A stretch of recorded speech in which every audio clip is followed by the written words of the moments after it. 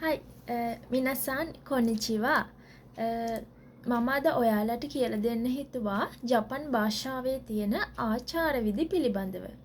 ඉතින් අපි බලමු කොහොමද අපි දවස පටන් ගන්නකොට උදෑසන කාලේ කොහොමද අපි ආචාර විදි greetings අයිසත්සු කරන්න කියලා. good morning කියලා අපි ජපන් වලින් කියන්නේ ඔහයෝ ගොසයිමස්. ඔහයෝ ගොසයිමස්. ඒ වගේම දහවල් කාලේ good afternoon කියලා අපි කියන්නේ කොන්නිචිවා කියලා. කොන්නිචිවා.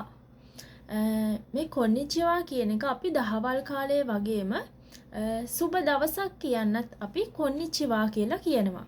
ඒ වගේම සුබ දහවලක් එහෙම නැත්නම් සුබ දවසක් කියන්න කොන්නිචිවා කියලා කියනවා.